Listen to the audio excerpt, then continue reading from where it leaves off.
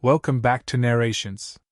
Tonight's story is a cozy winter tale, full of snowy mornings, stubborn hearts, old friendships, and the kind of bickering that only grows from loving someone for a lifetime. It's about loneliness, laughter, rivalry, and the spark of hope that arrives when you least expect it. This is Grumpy Old Men, 1993, a story of two neighbors, one lifelong feud, and one unexpected woman who changes everything.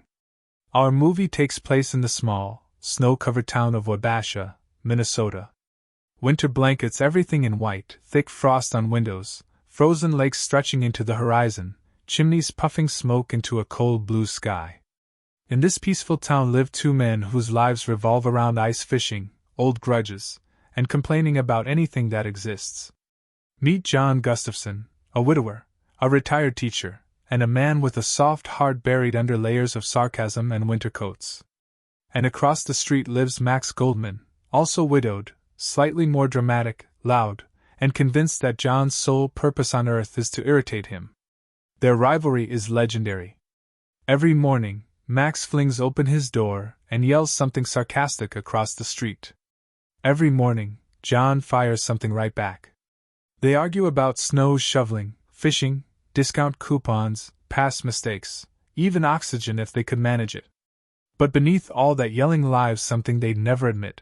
They're lonely old men who'd fall apart without each other. As the new winter settles in, life follows its usual routine. John feeds his cat, Pussy, grumbling about the cold. Max tinkers with his snowblower like he's preparing for a world war. They both trudge out onto the frozen lake to fish, settle into their little shacks, and complain about everything under the sun, or lack of sun, since it's always snowing. One morning, the quiet neighborhood changes. A moving truck arrives at the old house between them. And stepping out is Ariel Truax, an elegant, vibrant, free-spirited woman with sparkling eyes and a warm smile. She's artistic, graceful, and carries a sense of adventure that feels out of place in the frozen town. She instantly catches the attention of both men. Max watches her from his window like a hawk. John tries to appear uninterested but ends up staring anyway. Ariel greets them with a smile, the kind that melts snow. She speaks softly, asks about the town, and hints that she's looking for something more out of life: joy, discovery, warmth. Max immediately decides he's in love. John, trying to remain calm, stumbles over his words like a teenager. From that moment forward, the old rivalry takes on a new spark, a romantic competition. John pretends he's unaffected. Max pretends he has already won her heart. And Ariel? She simply enjoys their company, curious, kind, and refreshingly unpredictable. The next day, Ariel visits John's home. She smiles her bright smile and asks him questions about his life, his hobbies, and the frozen lake outside their windows. John, flustered and bashful, accidentally burns his lunch and stammers through their entire conversation. Max sees her leave John's house, and immediately storms over. "What were you doing with her, Gustafson?" "Talking. Something you should try instead of yelling." "I talk plenty," Max snaps. "I just don't talk to you." Their bickering snowballs into chaos, accusing each other of spying, lying, cheating, and stealing opportunities. Whatever that means. Neighbors watch, amused, because this is their normal. But inside, something else grows, a quiet ache in both men. John hides bills he can't pay, struggling with late taxes and calls from the IRS. Max hides loneliness behind jokes, terrified of the silence when he returns home. Ariel becomes a spark of light in both their winters.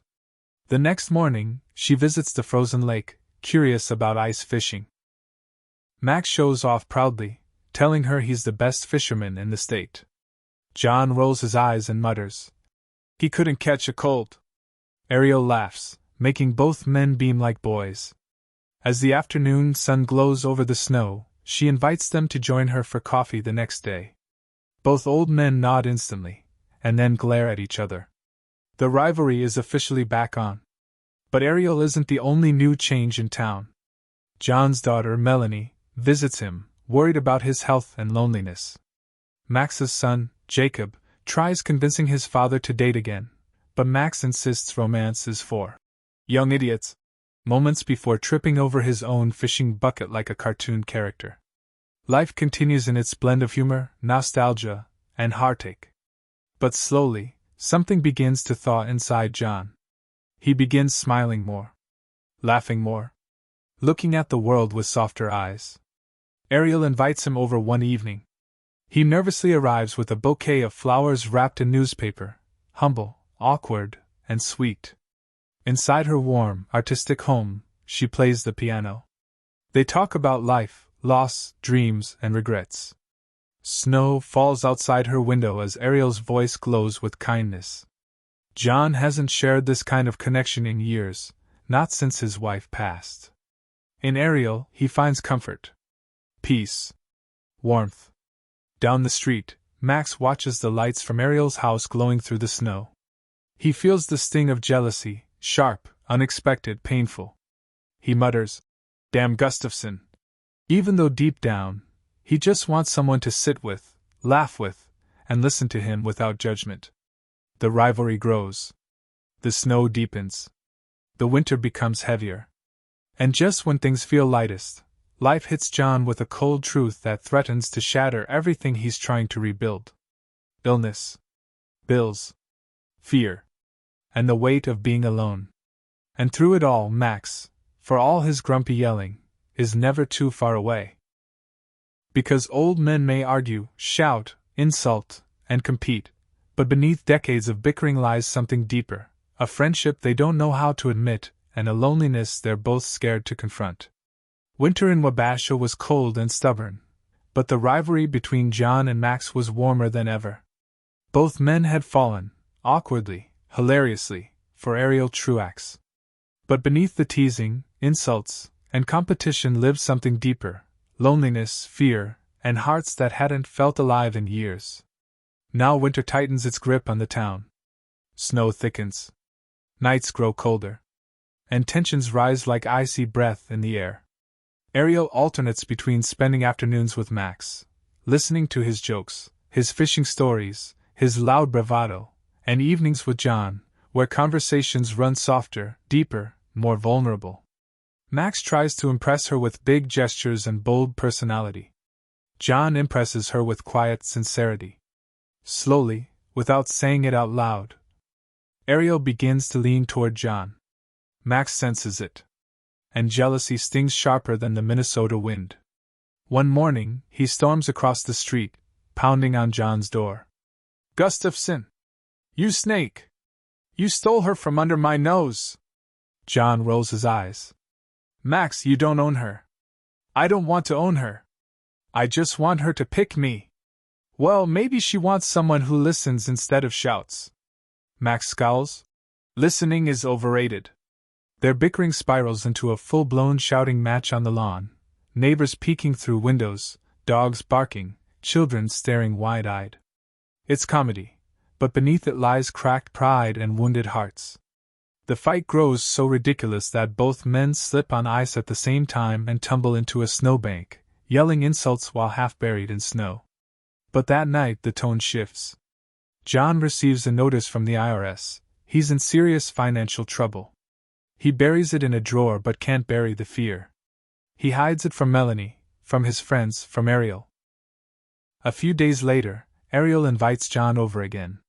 They sit in her warm, glowing living room filled with candles and soft piano music. She talks about life, art, and love.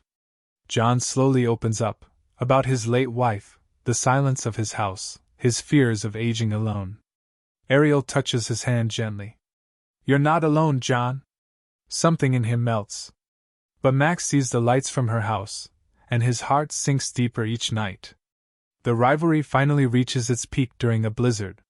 Max storms into the lake, dragging his fishing gear, muttering angrily about traitors and love thieves, absolutely refusing to accept defeat. John goes out too, hoping for peace and silence on the frozen lake.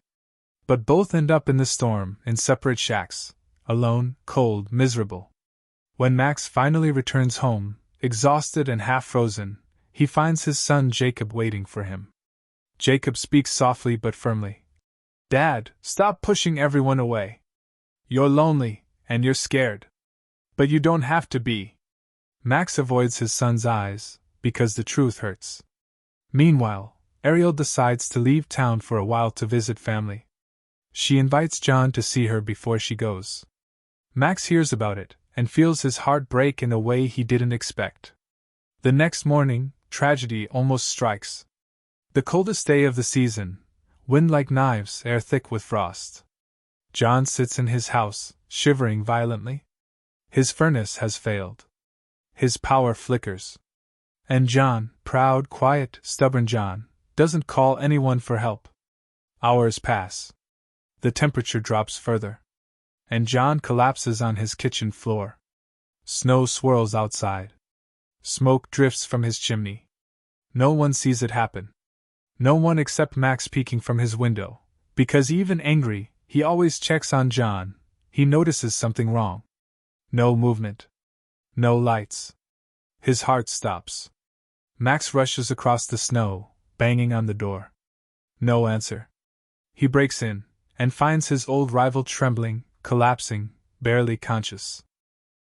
Max acts fast, pulling John up, shouting for help. Tears mix with the steam of his breath. Don't you die on me, Gustafson! It's not anger. It's fear. It's love, grumpy, loud, stubborn love. John is rushed to the hospital. Melanie arrives crying. Max sits outside the room, pacing, waiting, praying he didn't arrive too late. When John finally wakes, Max is sitting beside him, arms crossed, pretending not to care. You look terrible, Max grumbles. John whispers, Thanks for saving my life. Max shrugs. Well, someone had to. Their rivalry softens, cracks, turns into something real. Ariel comes back, hearing the news. She sits gently beside John, kissing his forehead.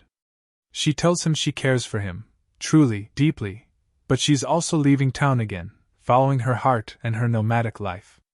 It's gratitude. Respect. A gentle goodbye. John nods, hurt, but accepting. And Max? He's the one who sits with John in the following weeks. He brings him soup. He shovels his driveway. He complains loudly the entire time. Their friendship settles into something warm and honest. Winter slowly shifts. Snow melts. The lake thaws. Life becomes softer again.